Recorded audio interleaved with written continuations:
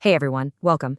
Today we're going to dive into something really fascinating, an educational model from way back in the 13th century that honestly feels like it could have been designed to tackle the problems our schools are facing right now.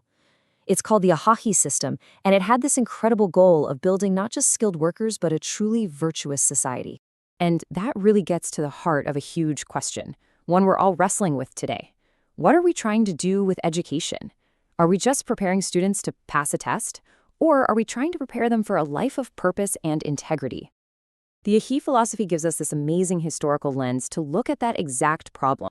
All right, so here's our game plan. First, we'll get a handle on what the Akai organization actually was. Then we'll break down their big idea, this link between your job and your character. After that, we'll look at the 5 core methods they used in their workshops. We'll see how they used ceremony to build character. And then we'll bring it all home and see what this ancient model can tell us about our schools today. So first things first, what was this Ahi organization? Well, you have to picture a time of massive social change. The Ahi system emerged as a kind of civil society, a way to create order and stability. It was this brilliant blend of Turkish customs and Islamic ethics. And it was way more than just a guild for craftsmen. It was a whole system for creating social harmony and economic strength from the ground up. Let's hop in our time machine. We're going back to the 13th century. People are flooding into Anatolia, which means new opportunities, but also a lot of chaos. A scholar named Aki Evran looks around and sees that society needs some social glue. He takes an existing philosophy, sets up a workshop, and bam, he lays the groundwork for a system that would shape the entire region for the next 700 years. Now, this is super important. The Ahi system wasn't just created out of thin air. It was built on an older, broader Islamic moral code called Futuvet. You can think of it as a kind of chivalry, a code of generosity, virtue, and honor. What Ahi Everon did so brilliantly was take this big idea and make it practical, something the everyday craftsman and merchant in Anatolia could live by. And this is where the magic really happens. It's this powerful combination of 2 ideas that the Ahi believed weren't separable. On one hand, you have meslik, or vocation. Every single person needed a practical skill to support themselves and be independent. On the other hand, you have akhlaq, or morality. Everyone needed a shared ethical code to guide how they acted, making sure they were a positive force in the community. It's not one or the other, it's both, together. Okay, so that's the philosophy. But how do they actually teach this stuff? It wasn't about sitting in a classroom. The Ashi developed 5 core educational methods that happened right there on the floor of the master's workshop. You know, when you break it down, it's really these 5 core pillars that held up the whole educational journey. It all started with figuring out a student's natural talent. Then it moved to hands-on training, built on a relationship of real trust. They took it slow, one step at a time, and the whole thing was wrapped in the most important element, the moral examples set by the master. First up, and this is a big one, there was no one-size-fits-all education. Before a kid was even accepted as an apprentice, they were really looked at. Do they have the skill for this? Are they smart enough? And maybe most importantly, do they actually want to do this work? The whole process began by respecting that every person is different. And this quote just absolutely nails the author's point about the second principle, learn by doing. The Ahi system was all about practical, on-the-job training, and the author uses this perfect modern example to criticize an education system that keeps theory and practice so separate, somehow expecting real-world skills to just magically appear the day after graduation. Now, this next part is pretty profound. The relationship between a teacher and a student wasn't just a job. When a family brought their child to a master, they would literally say, "His flesh is yours, his bones are mine." That's a massive transfer of parental authority, creating a bond built on the deepest level of trust and sincerity, not just a paycheck. Think about it like this. You wouldn't build the second floor of a house before the first floor was rock solid, right? That's exactly how the Ashinis saw education.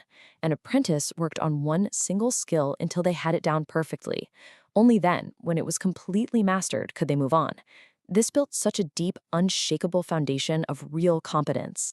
And maybe the most powerful principle of all was this. Morality wasn't taught, it was demonstrated. An apprentice learned what honesty meant by watching their master treat every customer fairly. They learned about diligence by sweating alongside their master from sun up to sundown. The workshop itself was the textbook for how to be a good person. So this whole education process wasn't just a casual thing. It was actually super structured.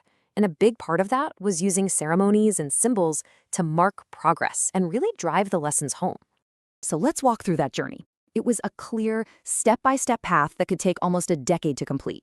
A kid would start as a yamak, basically an assistant, just learning the rules of the workshop.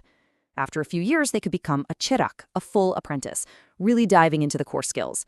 Then, after another 3 years of perfecting their craft, they'd become a kalfa, or journeyman. And finally, if they proved both their skill and their character, they earned the title of usta, a master. It was a serious, long-term commitment to excellence. And at these key transition points, like going from apprentice to journeyman, they held something called the girding ceremony. This was so much more than just a graduation party. It was a public oath. A special sash was tied around their waist, and it symbolized a 3-part promise: to control your hands so they do no harm, to control your tongue so it speaks no lies, and to control your loins, meaning to be honorable and chaste. It literally tied their professional skill to their moral responsibility. Okay, so we've looked at this amazing historical model, but what's the point for us today? Well, the author of our source material uses this entire system as a mirror, holding it up to our modern education, and the reflection is pretty sharp. You see, the whole point of the Ehi system wasn't just to make great craftsmen, it was to build a great community. They literally set up funds to help new members open their shops, to support people who fell on hard times, to welcome travelers. The goal was solidarity, this deep sense of live and let live, where your personal success was completely tied to the health of the whole community. And here's where the author lands a really powerful punch. What happens when you strip those values away, when you just teach skills without a moral framework? The marketplace changes. It stops being a community. Instead, it becomes what the author calls a table of wolves, a place where it's every person for themselves and ruthless competition is the only rule. So, according to the author, if you were to chart out our modern educational priorities, it might look something like this. And it's pretty out of whack. We put a massive emphasis on theory and exams. That bar is sky high. Practical, hands-on application, it's much, much lower. And character development, teaching what it means to be a good person, in this view, it's barely even on the chart. And this really brings us to the author's bottom line, the core message of the whole argument. It's a powerful warning. Knowledge and skills are great, but if you detach them from a moral compass, from a set of values, you might be able to build a lot of stuff, but you can't build a world that has any real worth. And that leaves us with a really big question, right? It's a challenge for all of us. The Aki found a way to weld together what you do for a living and who you are as a person. In our crazy, complex world, how do we find that connection again? How do we rebuild that bridge between knowing how to do something and knowing who we ought to be?